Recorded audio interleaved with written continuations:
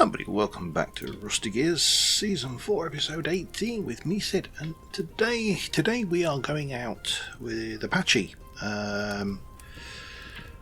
for a bit of ruin raiding and a Q&A session. But before we do that, I've just got a few chores that I need to very rapidly wrap up, and it should only take me a minute or two. I also need to go and grab some more food from my pantry because my fruit bread is running a bit low. I actually need to make more, and then we should have 2 steel ones I need to heat up there. They shouldn't take long because this thing's already up to temperature, so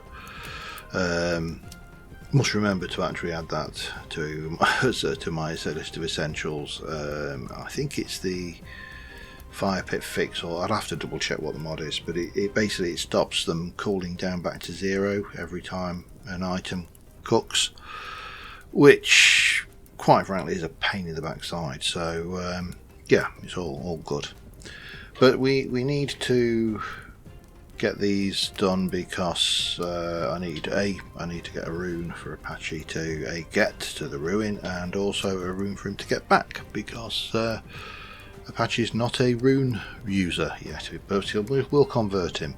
We also need to pop over to Cricket Brit's A-frame briefly, so let us, well, first things first, let me get you out of the way, get that in there. I would like to take a sign, and this is all just iron blooms that are running there, and I'm fairly certain Cricket is over in a chalk biome, but I'm not 100% certain, so let's take something to write on said sign, because it saves you routing through people's chests when you want to do it, and it's getting dark.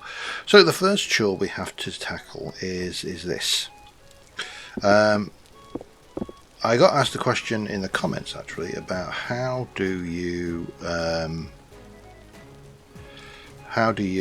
make the chair into a decorative chest. Well, what you do is you build a decorative chest, which is relatively easy, and then you take, these are, if I look at decorative chests, the decorative chest high capacity is a 2 trunks chiseled, or 4 decorative chests is an alternative method, and the decorative chest is of course made just with a chisel. So all chisel. I did not wish to do that, however. So what you do then is you basically click it with a chisel item, and the chisel item replaces the object, the chest. So now I've got another 2 decorative chests worth. Now this is all stocked. I've got very little in here. This is exactly as I would like it. So I'm going to guess that must be the basket that oh, and I've run off with the tongs. I'll return those. The candy was going to bring me back. Right, where am I? I've got you. I need you. That's what I'm after, and we'll have this ready for our adventures with Apache. So right, next up, Cricket Brit's A-frame, which is there. So yeah, I'll see you in a moment. Alright, this will be the A-frame.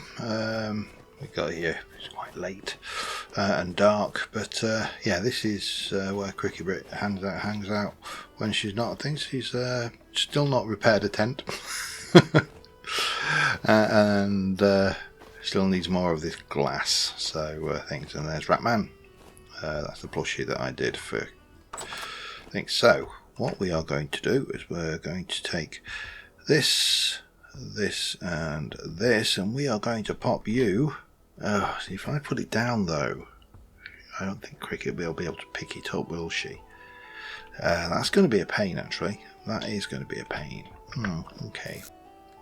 Have you got... Yes, you have. Okay, I'm sure you won't mind me borrowing a few reeds.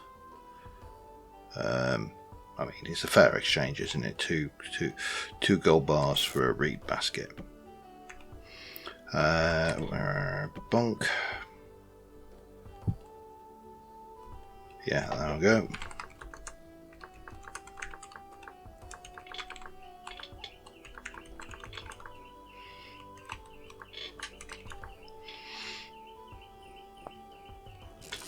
And boop.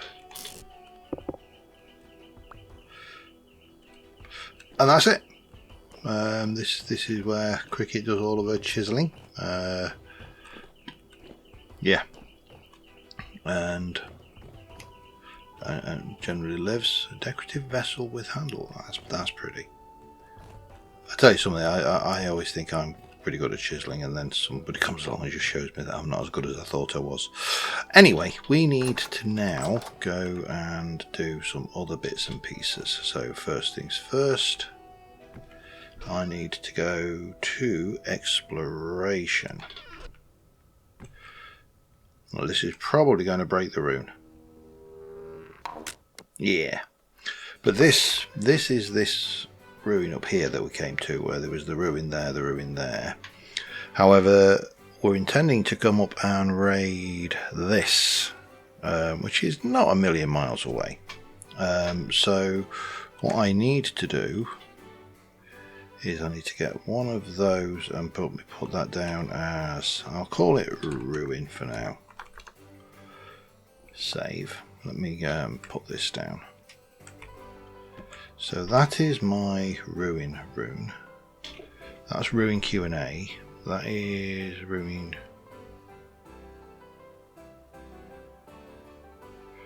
Oh, I have 2 ruin Q&As. Okay, well that's going to make life easier, so we'll definitely use that one. Then we've got south, which is another one, and then I've got a blank there. But what I actually want to do is get these iron runes paired up, because these are for everybody who didn't come on the last raid, unless of course they've they could have reused their runes for something else, which is also absolutely fine. I'm not short of temporal gears. The storm shelter is great. It really hammers the things out. So it's going to be really handy. Oh, I'm getting carried away. There we go. Ruin. You took. Yes, you did. Okay. And so. Oh, I see what's happening. I was trying to work out where my runes were teleporting me to, but the coordinates on screen are not the same as the coordinates on the rune. Look. I'm at minus 30, but this is actually things because we moved the spawn. That's our own fault. It does make finding out where a rune takes you more difficult though.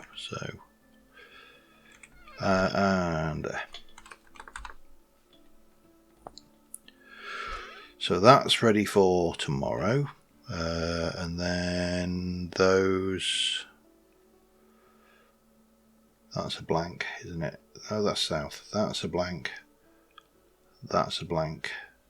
I want a new spawn. Apache will need a spawn, because my spawn is probably going to break after this as well.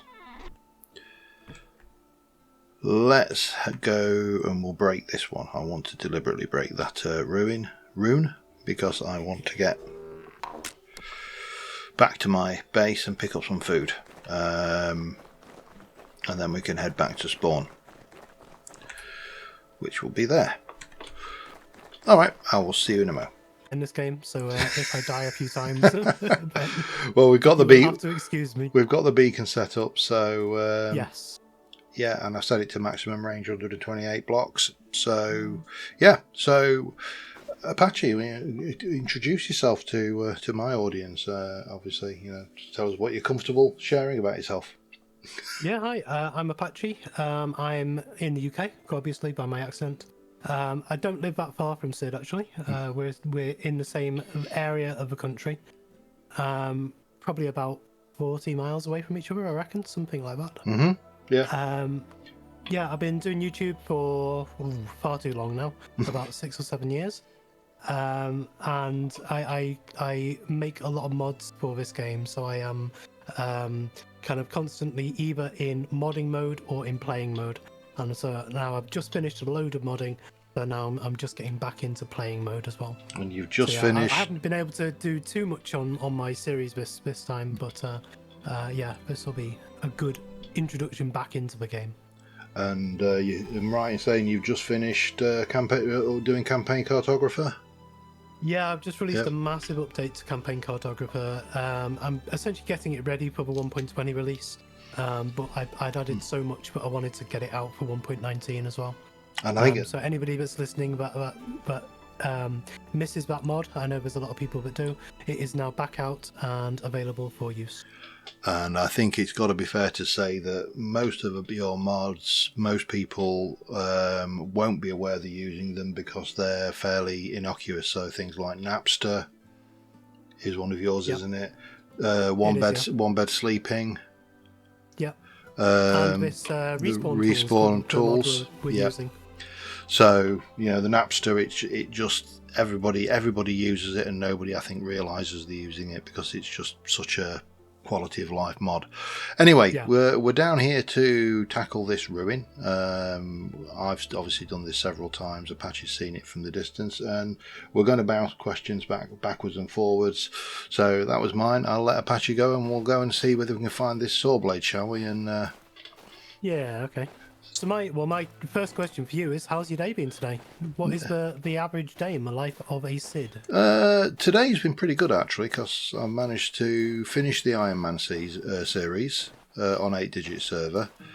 So that was, I've got a couple of episodes done now. The saw blade is normally up there somewhere, so we'll just check where he is. Yeah, it's a Saturday, so not at work, which is always nice to not be at work. Where is the saw blade? I don't like it when there's saw blades that you know are there. Is it usually up the top somewhere? It's up the top on that bridge normally, but Okay. we'll if we find it, we find it. Yeah. If I scream, you know it's near. Yeah. So yeah, it's been a pretty standard Saturday for me. I did a little bit of DIY around the house. We've just recently had our kitchen redone. So, well, I say recently, we've been having our kitchen redone now since August, and it's almost to the point where it's finished now. So that I can see him. He's there. Can you see him up there, up on the things? The tail's just poking out. Oh yeah, I see it. Yeah. Yeah, he'll be down in a minute. So yeah, pretty standard day. Mainly today was sealing emulsion onto the woodwork with some varnish. Oh, nice. But we've got the living room being decorated next week. I'm going to see if I can't pop him from here. No. These are expensive hours, so I don't want to waste any more like that. Not coming. He's not coming down. Where is he? The last time we had our kitchen redecorated, I actually designed it. We went around a load of the kitchen stores to get something designed for us, and nothing really quite fit. So I took what I learned from them and designed one myself.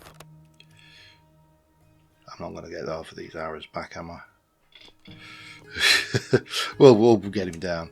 Yeah, it's been. We had an extension built on and everything, so things. But let's have a look in this ruin while we're in here. So yeah, but fairly standard Saturday for me. Ooh, Peaceful Village. Yet another copy. Some Pete. I can't look at Pete without thinking of that sketch from Red Dwarf. Would you like some seed, Pete? Yes, is that you, Pete? Absolute classic. Shame it was the later series of Red Dwarf, because they were a bit dodgy. And there's a cat scratching at my door. It's not coming in. I've already got one in with me. So yeah, right. I suppose the next question from me then is, what inspired you to start your YouTube channel? There is a story behind this. If you want the full story, it starts off a bit somber. In 2015, 2016, I lost about 5 members of my family within 18 months. And so I was like just wrapped in bereavement for a very, very long time. And I needed something to take my mind off it all and just kind of give me something to do, basically. And so I was watching a load of YouTube around that time, just as something to watch. And I thought, I could do this. I could get into this. I quite enjoy watching this, and it would give me, some inspiration, something to do. It would give me people to talk to and an audience. And I'd done radio work before, so I had a knowledge about how to speak to audiences. But other than that, I didn't really have much. I was watching Slipgator, who was a big inspiration, and the rest of the Hermitcraft team in Minecraft. And my very first video was something talking to Biffa, one of the early Hermit. Oh, I know Biffa, yeah. Yeah, about making a machine for killing withers. And that video, I had to record it at 10 frames a second. It's still on my channel somewhere. But I had a terrible laptop, so I needed to record it at 10 frames a second. And then I released it. And then I think it was within about a week, Biffa had actually featured it on his channel and built the wither killing machine that I'd created.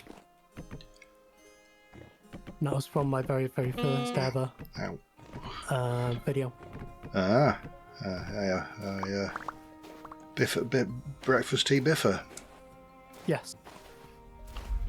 Sure, I had 64. Zaras? Oh, if you've got them, yeah, that'd be great. Yeah, I've only. Well. Oh. So that means I've only lost 2, which is good for me. Tell you this, I'm not even bothered. I've got my good armor in there, but I'm not going to bother with it. We won't need it.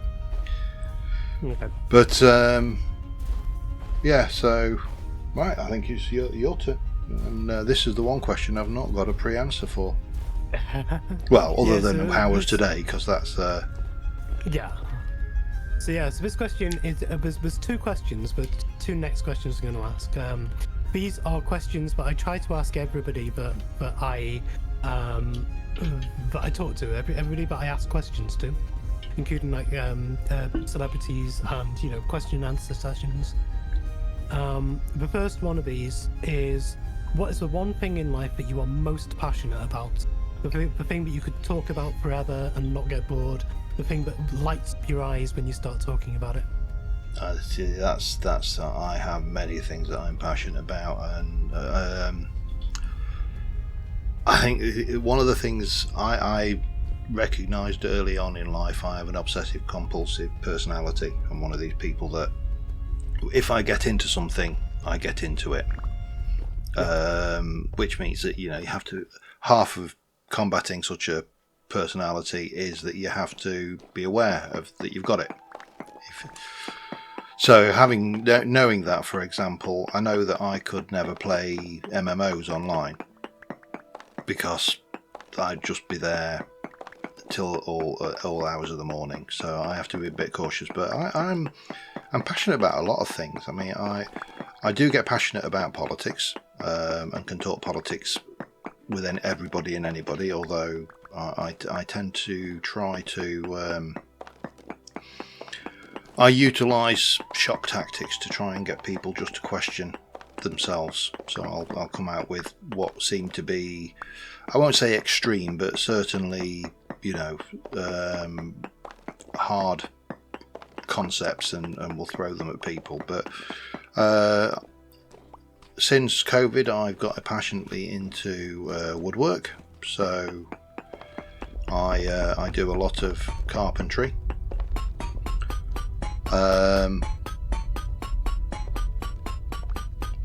obviously anything IT, because it's my job. I love IT. I live and breathe IT. So IT and gaming feature heavily in my things. But any one thing, I tend to find that I can flit around. And having lots of things that I'm passionate about means that I very rarely get bored of the things that I'm passionate about. Mm-hmm. I think having a single thing, it's very easy to burn out on things, and I see it quite a lot with YouTube, and even with like vintage story and gaming. You know, people will play and they'll almost binge. They'll do the gaming equivalent of binge watching. And yeah, I know that definitely. That was me with World of Warcraft while I was in university. yeah, and you just you push yourself too far. You don't get, and ultimately, oh, that's it.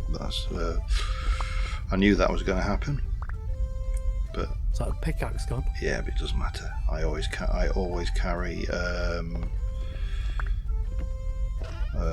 I'm down to 6 now.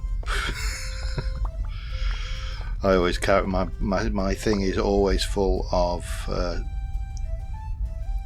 pickaxe of the heads. I never carry them made. I always just carry the heads. Yeah. Then because they stack then. Let me just put that olive lean in there as well while I'm at it. Oh, I've just realised this is peridotite ruin. That's nice. Yeah, there's lots of this ruin, by the way, has got an awful lot of meteoric iron in it. Yeah. So yeah, I mean, there's lots of things I'm passionate about: gaming, computers. I'm quite passionate about audio-visual technology actually as well, but that's because I do it for a job. So yeah. Yeah.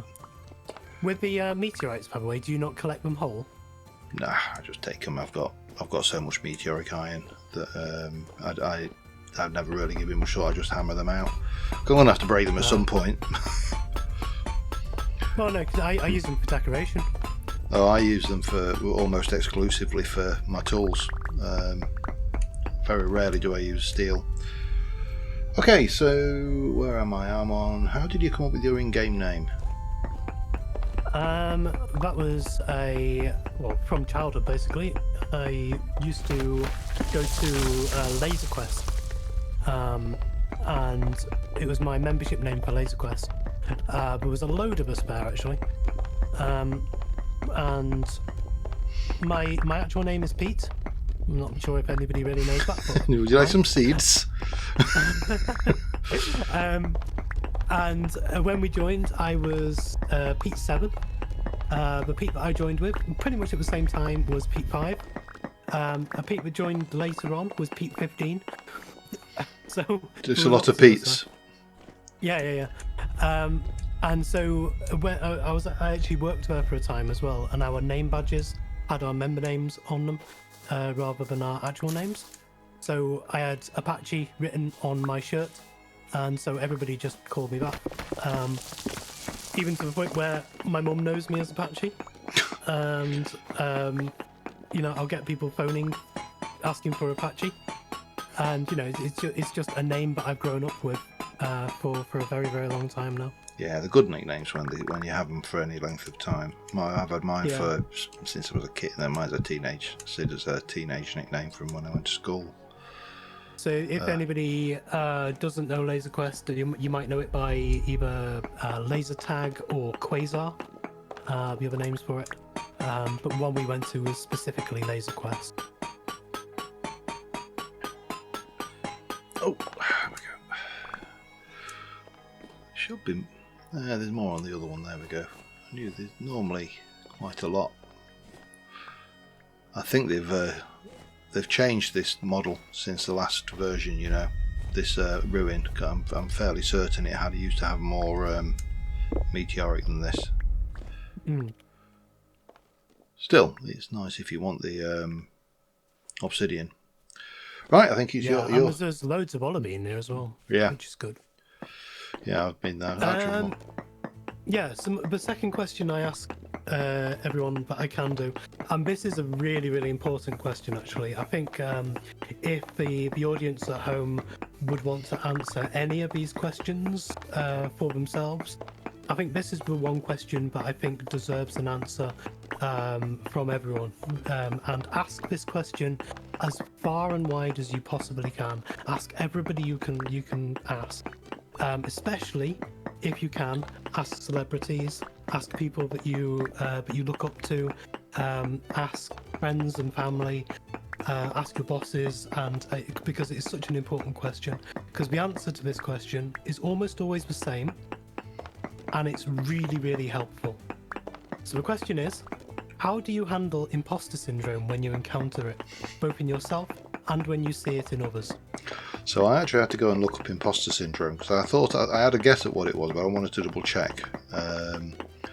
And I'll be honest, I would have said I don't see imposter syndrome in myself, generally speaking.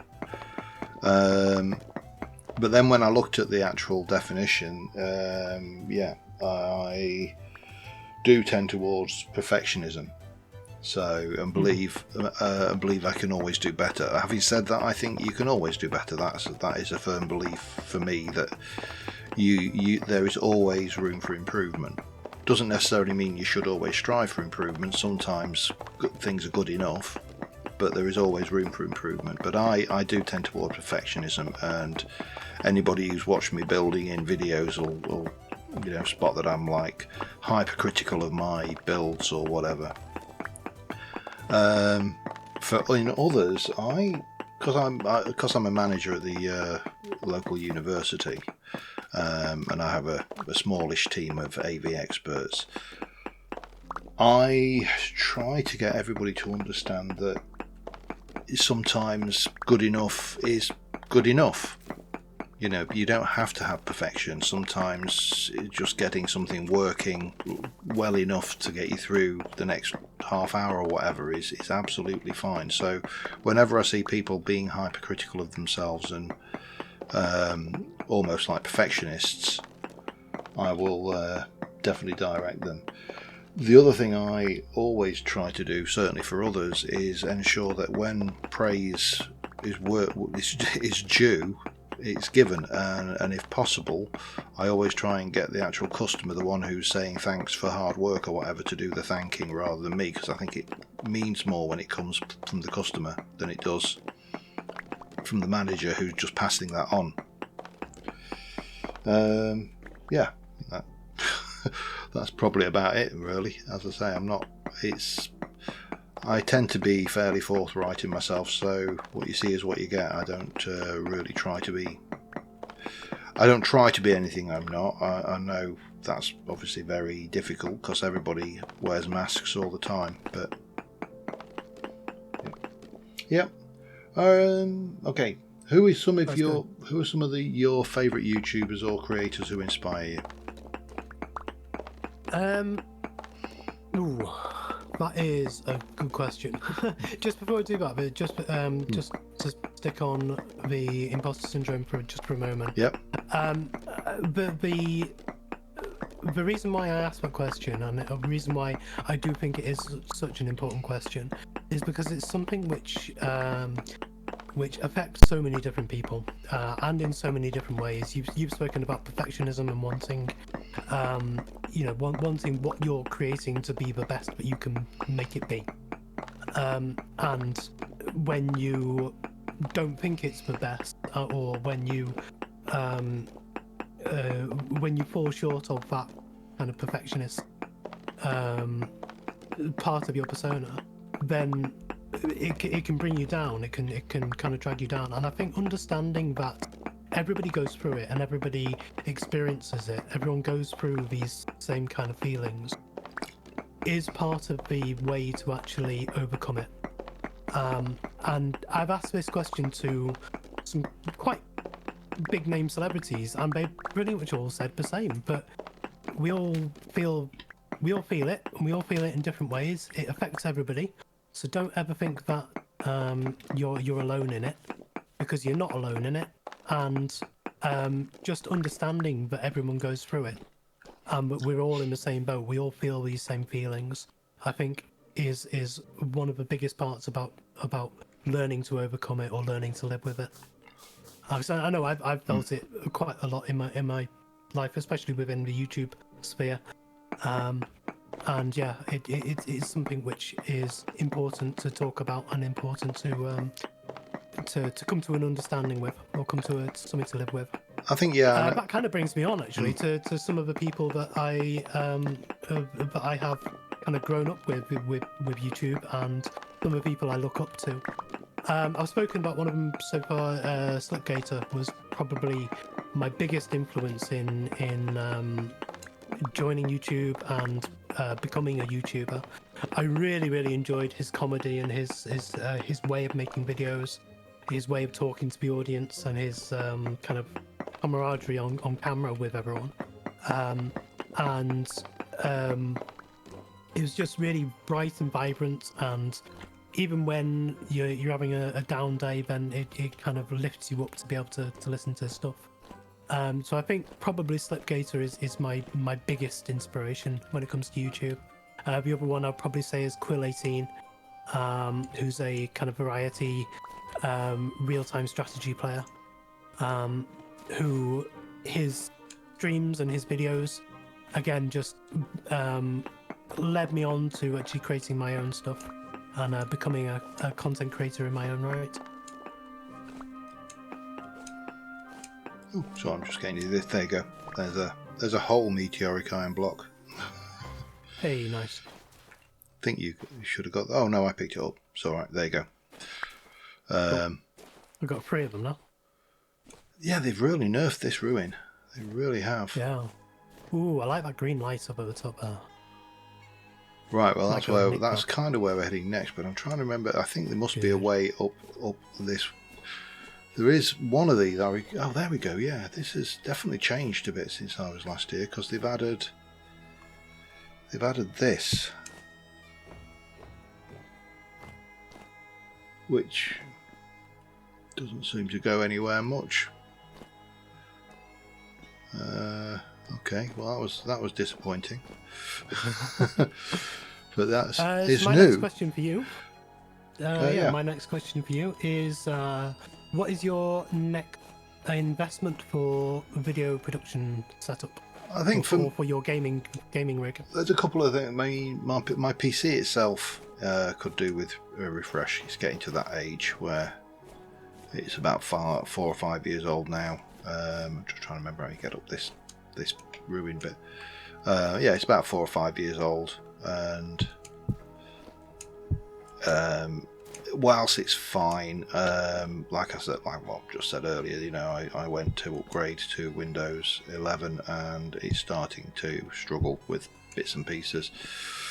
And I'm going to need to upgrade because, unfortunately, the work security processor, when I work for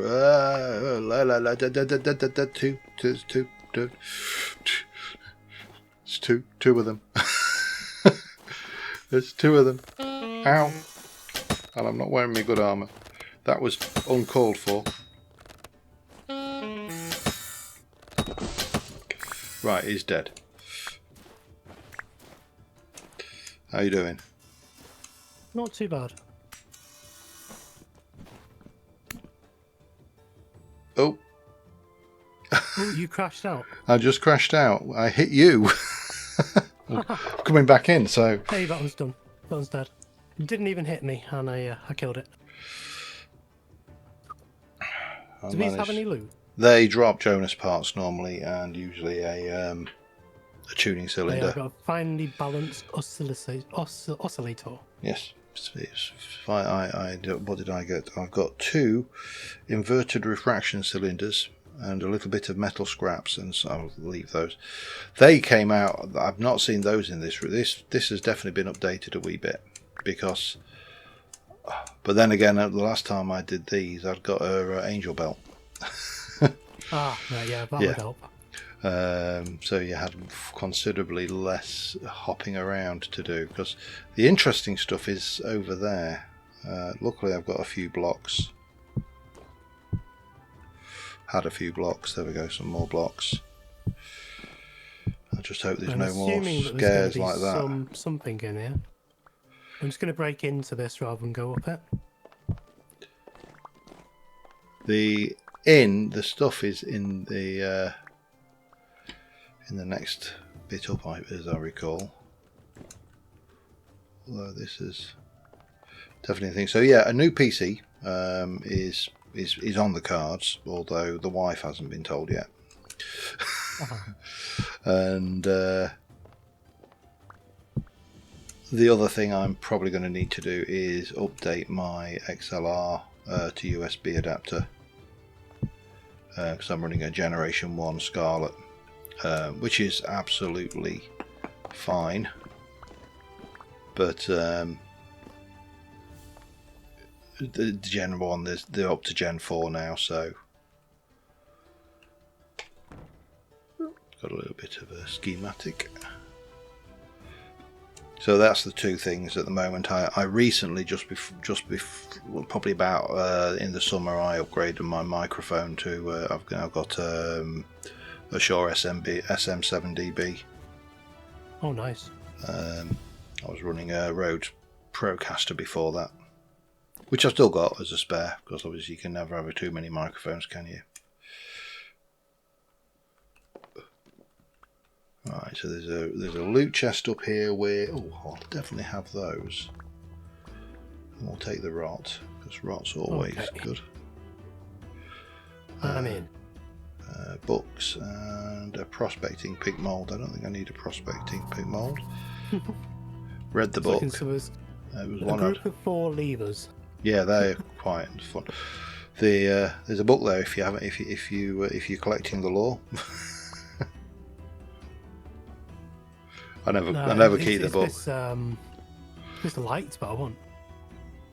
Oh, I think they're on the Broken outside. pipe. Oh, the part, yeah. Everything's collectible. We set it to 100% drop rate. Oh, They've that's also good. got these corroded iron blocks down here if these are something that you want. What's up? Let's come down. Have a look. Ooh, okay. This gives me so many different ideas for builds. We can actually make this corroded iron block using the no, you can't do the corroded iron block. Or can you? Maybe you can now. Difficult to know what you can and can't make. I've never seen any of this stuff. Wow. Yeah, that. And then obviously there's a tapestry there. The nice thing with this ruin is there's a whole load of pipage. Yeah. On the outside. I've got a little bit of that. The fun stuff is here on the edge. I won't push you. So I'll make a bit of a. Oh, where is it? Me, isn't it? So, what was the first game you ever played? Whoa, that's quite a difficult question. I have no idea. I've got no idea, to be honest. That's the honest answer. We used to have what was called a BBC microsystem or a BBC Master System. Yep. Back in the mid '80s, when I was like 3 or 4 years old, something like that. I learned to program on that. Oh, you're making me feel old now. Yeah, I learned to program on one of those as well. That was my first foray into programming. Yeah, I did it at college though, unfortunately. We used to buy these. Well, you used to be able to get these books from Usborne books, and they were about robotics and programming and engineering. And at the back of the books, they had. Oh, I just fell down. I didn't realise you'd gone so far down. Right. Let me just get out. There we go. Yeah, at the back of the books they had about 50 or 60 pages of lines of code that you could type into your BBC to make the program for the robot, and it would like move a robot arm and stuff like that. And so yeah, that's how I got into programming from there. The games on there, my dad was a robotic teacher and an IT teacher, and so he had a load of these BBCs for school, and they all contained different games, and it was probably the very first one was an educational game called Dread Dragon's Room, which I don't expect many people to know. I don't know. Remember at all. I can't, that doesn't ring any bells at all. Mine's probably even older than that one though, but because my first ever video game that I played was Pong. Oh yeah. In about on the actual Pong machine. About 1974. Well, I would have been 5. But yeah, I went to college and we used BBC Micros as our main devices at college. Yeah. Learned to program using BBC Basic. After that, it was probably Command and Conquer, Doom 2, Hell on Earth, and Discworld are my other ones that stick out from memory. I just wonder why that was so red. We have drifters around. Do we? Oh, yeah. Well, where are they? Hello. There they are. And cows. Is that an angry cow? I don't know. He's probably trying to get away from that snake. Yeah.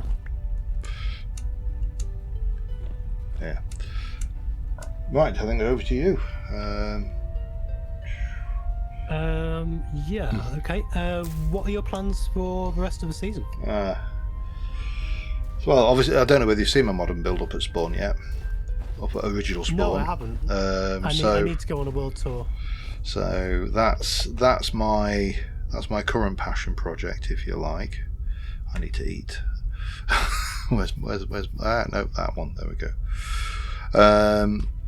So yeah, I set myself the challenge this season. I've never managed to actively do a modern build in Vintage Story before because it's not a game that lends itself to a modern style. Mm-hmm. So my challenge to myself this season has been to basically build modern. Well, when we go back to Spawn, I'll show you. I'll take you up so you can have a look. But it's been compared by some of the gears as an evil villain lair, so I'm going to be leaning heavily into that. Nice.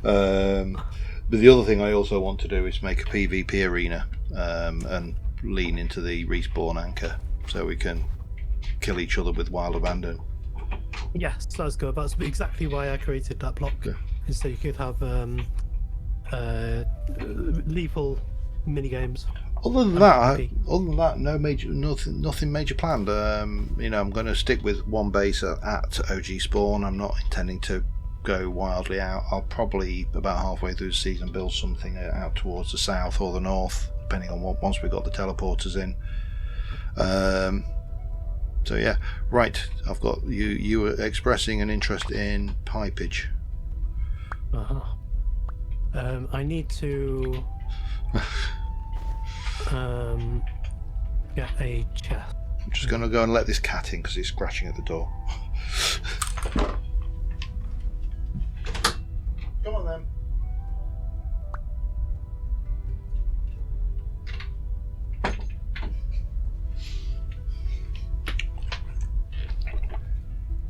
He wants access to the buffet bowl, which is not actually very full, but they've got a bowl of dry food on my windowsill.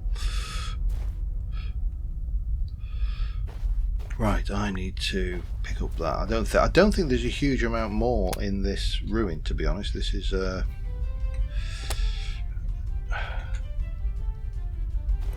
grab my tent. So right, where am I? What's your favourite all-time game?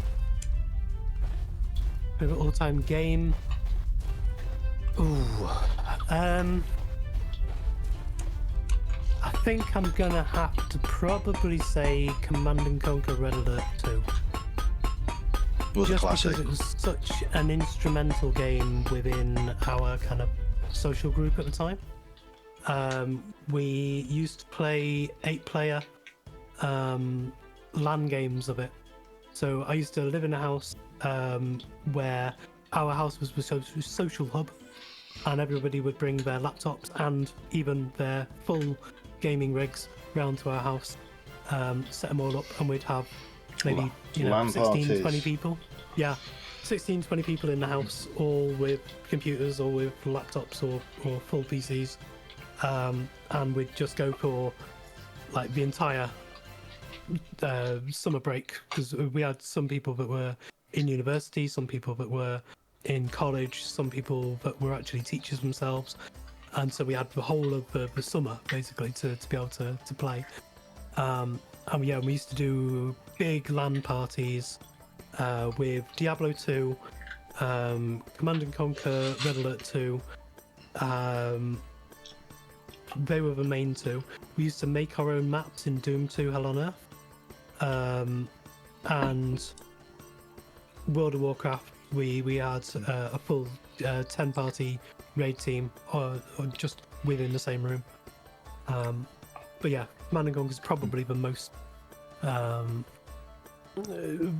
reminiscent from that time. What was it? There was a June version of it as well, or very similar game, wasn't there, based on June, as I recall. June 2000. Yeah. Just going to go grab my beacon, because we don't need to leave that here. And we can, well, I'll take you up and show you the new build while we continue, if that's okay. Yeah. So I think we've eliminated that one. Right, so you should have another rune which is set to spawn. Spawn, yeah. So same thing. Hold and click.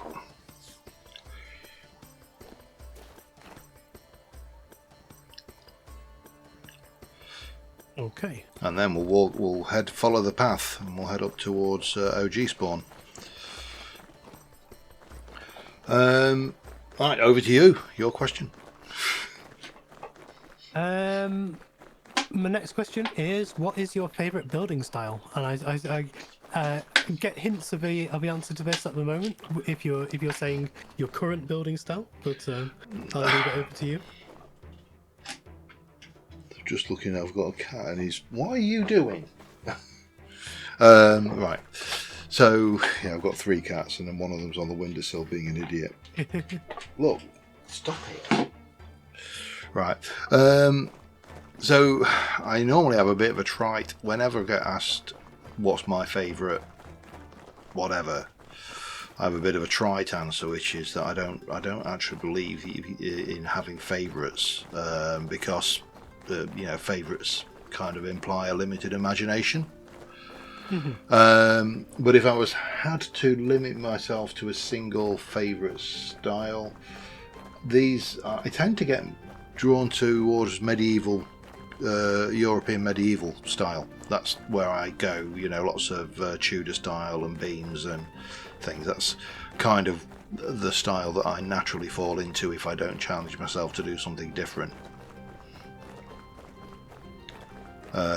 So last season I challenged myself to do the desert build with the sandstone, and that pushed me outside of that comfort zone a little bit. This season I'm challenging myself to do modern rather than medieval.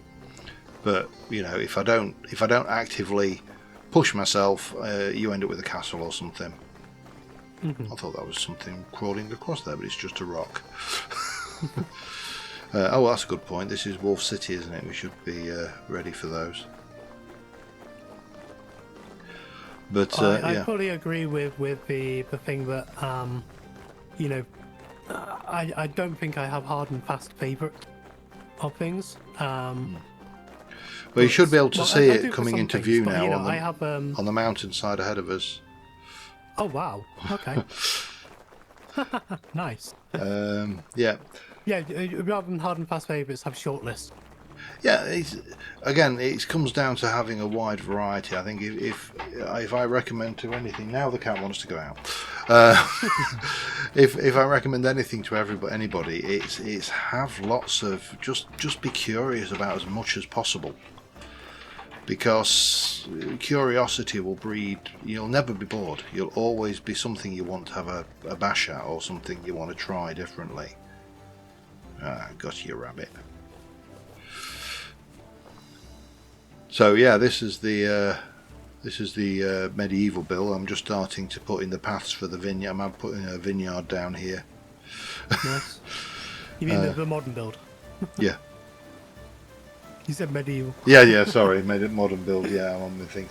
Right, so favourite book. So on the subject of favourites, favourite book or movie? I think I was gonna kind of answer this both ways because there are some books that I really enjoy, and there's some movies that I really enjoy. Authors, there's probably 3 authors that really stand out to me, and I'm just gonna turn down the water sound. Water sounds. Yeah, water features heavily. I'll actually do that in settings here. There we go. That's and I just got rid of the cat. Yeah, sorry. Yeah, so the 3 authors, but I would say Terry Pratchett. I adore Terry Pratchett. I agree. I've read pretty much everything that he's written, and I love the Discworld, the entire world of Discworld. I love. Robert Jordan from Wheel of Time. Yep. And Tolkien from Lord of the Rings and The Hobbit. I would recommend reading Discworld and Wheel of Time series for everybody. It's such a... The Wheel of Time especially is something which is really daunting to get into. It's a 15-book long series. Yeah, the smallest book is 600 pages long. There's one book where there's a single chapter which is 200 pages long. So it's a big read. It's a major read. It takes a long time to get through the entire series. Yep. But you go back to it over and over and over and over again. But at least now Amazon are making it as a series, then we've got a good chance that they might get to the end. You never know. Yeah. There's been a small attempt at a mini series of it before, which went terribly wrong, with Billy Zane in it, which was just terrible. Yeah. I really like this, by the way. The diving board's incredible.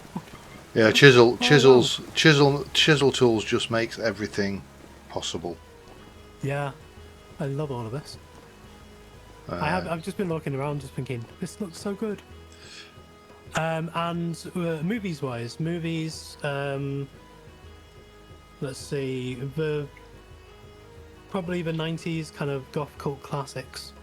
The Crow, especially. The Crow is one of my favourite films. The Craft is a really good one, and the other one I'd probably say is when anyone asks what my all-time favourite film is, I always say A Knight's Tale with Heath Ledger and Mark Haddy. It's just such a fun film, and it's so easy to watch as well. Yeah, and it's got David Bowie in it. So yeah, I definitely like the Clive Barker stuff from the 80s, the Hellraiser franchise and Nightbreed, stuff like that. They were classic as well. I've got a collection of Funko Pops, and people ask me why I've got the pops I've got, and they're all Funko Pops that have featured in something that's significant in my life throughout the last 50 odd years of my life. So the films that have had meaning in one way or another. So this is the kitchen, and while we're in the kitchen, I'll let you go on to your next question. I shouldn't stand on all the furniture. That's all right. We all do it. Okay, add one block, item, or ability to Vintage Story. What is it and why? For me, I think he's missing, and I really like X Skills for this, but I think X Skills is a bit of an unbalanced implementation. Is as characters we don't develop within the game.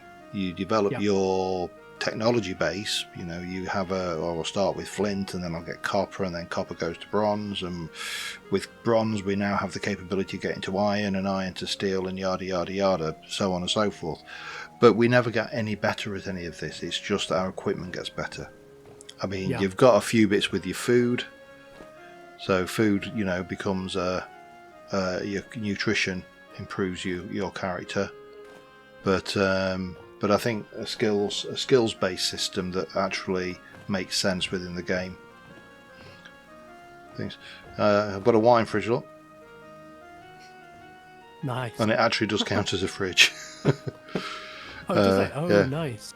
And then the freezer, the walk-in freezer's over here. And so these are the chiseled doors. You just use the door thing to be able to create. Turn any chisel block into doors. Yes. So is that limited to 2x2? No, I think you can do it you can do a 1x1, you can do 1x2. It would get a bit awkward at 3x3, but QPs would be the person who could answer that one. Things. Yeah. I mean, like these fridges, these are just decorative storage vessels from his mod. The shelves are decorative shelves, so they're actually shelves, but they're made of glass rather than wood. And even the crates are actually decorative storage vessels at the bottom as well. Well, that's where I put my new onions. That's really impressive.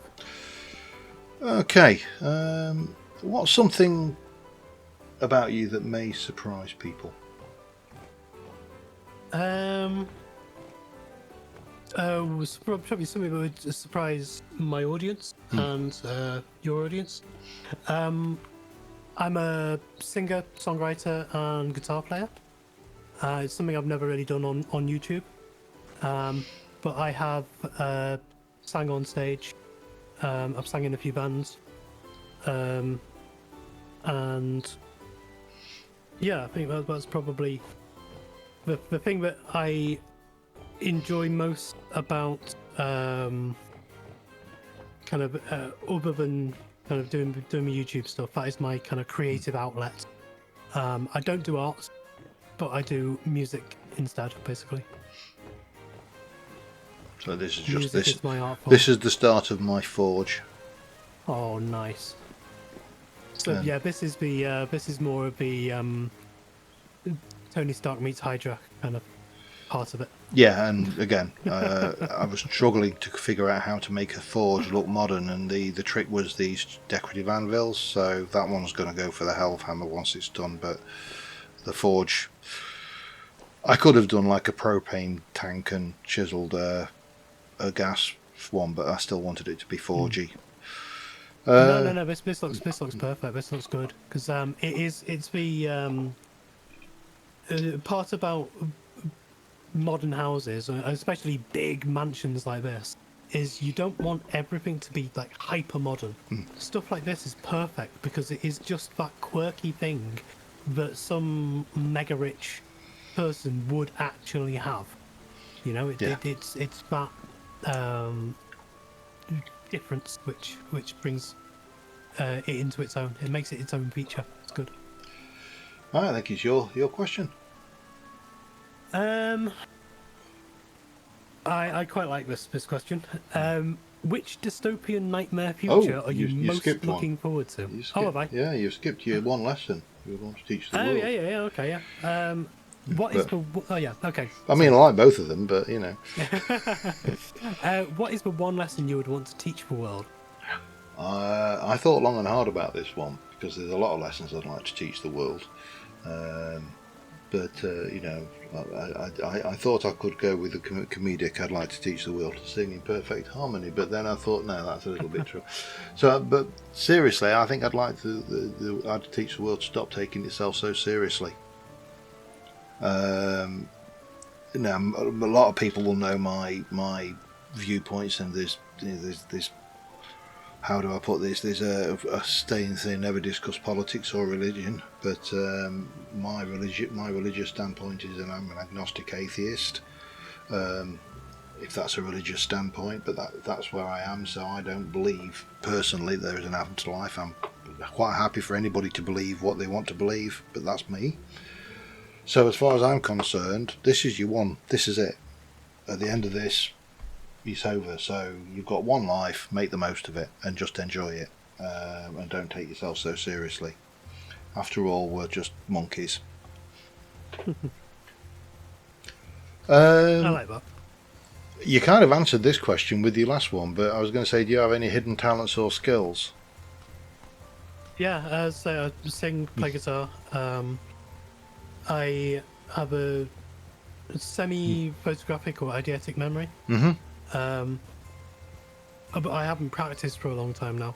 But I used to be able to recall like every phone number I'd had, all the different car registrations my dad used to have. I have a similar thing, but mine's MAC addresses. I don't think I've ever gone that deep to be able to learn them in the first place. They just stick. I don't know why. IP addresses, subnets, anything network, it just sticks. I can't remember if it was you that was talking about it the other day or if it was on a different Discord server. I found some of my old stuff from university, some of the revision notes that I'd written, and it's just page after page after page of Dijkstra's algorithm, which I haven't used ever. not since my exam have I ever used Dijkstra's algorithm again. But, the one I always hated with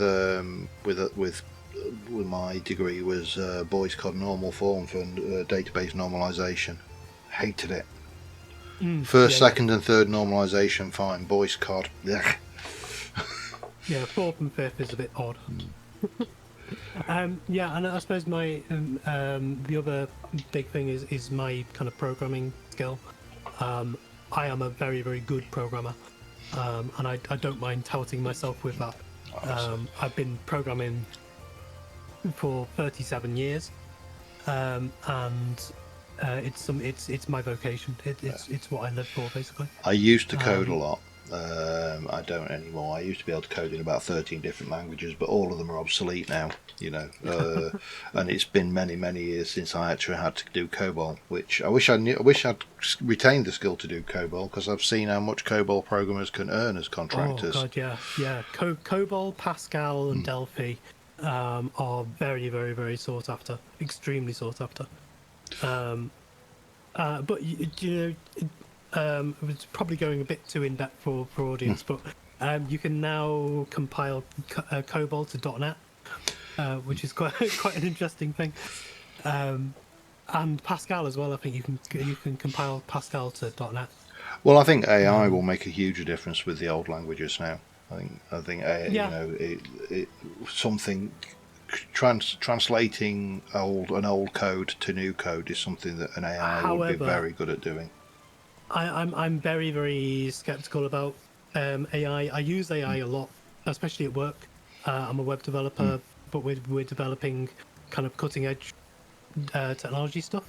And one of the things we're doing is creating smart components for like autocomplete text boxes and stuff like that.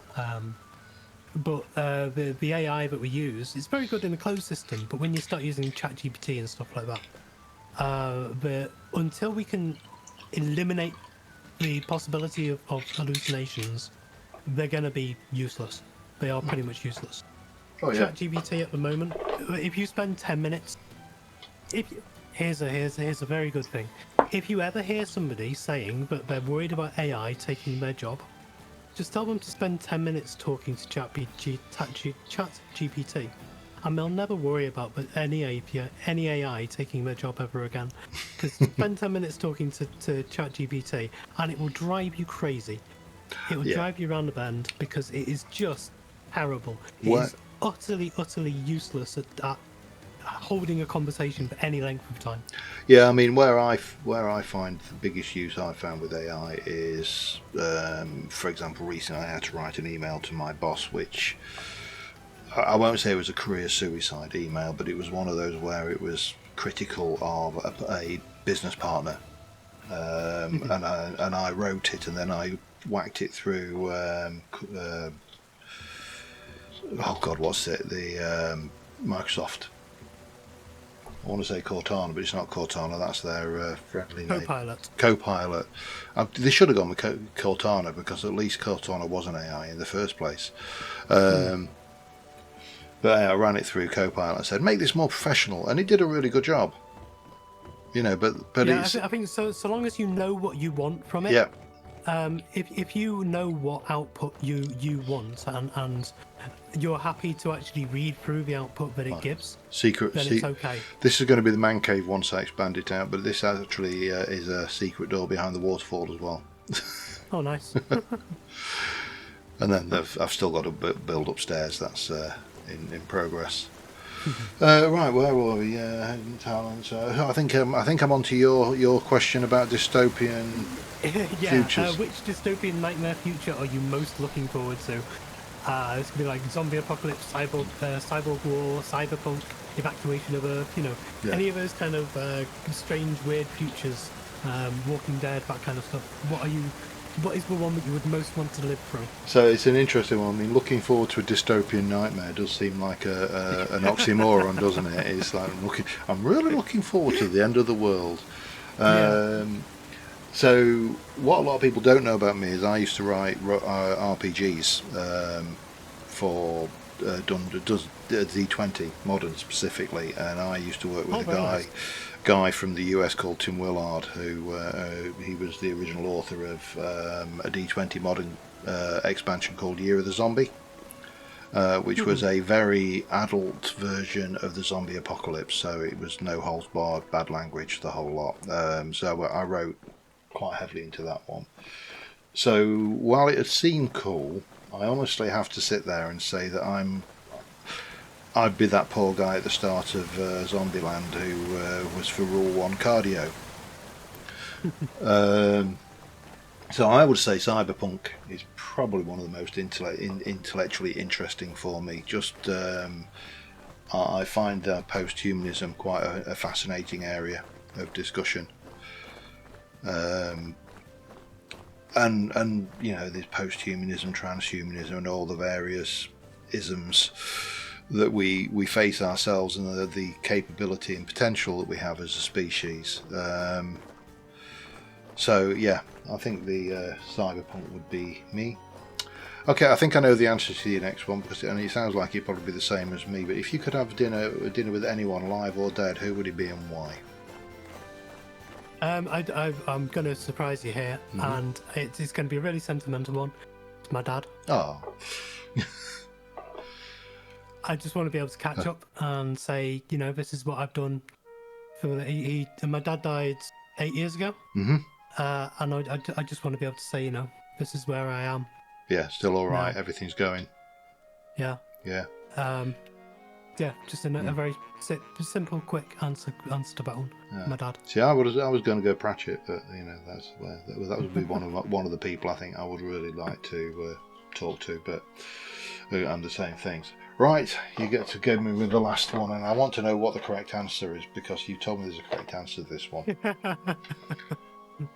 Okay, you get to join just one team: Stargate SG-1, Red Dwarf, Star Trek Voyager, Andromeda Ascendant, or Firefly. There is a correct answer to this. So the shallow answer to that would be Voyager, obviously, because chance to serve on a crew with 7 of 9. But I would say it'd have to be Red Dwarf, just because I would just love that constant laugh, that environment. It's just crazy, and I love Red Dwarf. I love the humour of it. Would you be in charge of changing the light bulb? Only if it was for Red Alert. Yeah, I would go Red Dwarf, but just because I find the crew hilarious. I think there's a whole load of wolves over here. I don't know where. There is. There's usually about a dozen of them over here. I think there's more than a dozen at the moment. Swimming in the water. See, foxes. We got a real fox problem in this thing. Yeah. Anyway, what was the correct answer? The correct answer to that, there's a correct answer for each person. But yeah. The correct answer for me is I'd join Andromeda Ascendant, but I'd be thinking about Red Dwarf. All right. So that was the first, hopefully, of many Q&A type sessions. Let me know how you think that went. The ruin itself, pardon me, probably not the best ruin for that, but it's a work in progress. We have things to do. I definitely have slightly more runes than I need, I think. And as I say, I didn't come back with a great deal in terms of loot. They've really nerfed that ruin though. That was surprising, just how little meteoric iron there was in that ruin, compared to last season. But anyway, until next time, thank you very much for watching, guys. I will see you soon. If you don't follow Apache, you know, his channel details are in the description. If you don't follow Apache but you play Vintage Story, the chances are that you almost certainly use one or two of his mods. So, you know, big thanks to Apache for being a huge part of the Vintage Story community, and, you know, giving us a whole range of great mods. A whole range. Well, I don't know why I kind of emphasized the on that one, but I did, so there you go. Anyway, yeah, till next time, thanks for watching. Bye for now.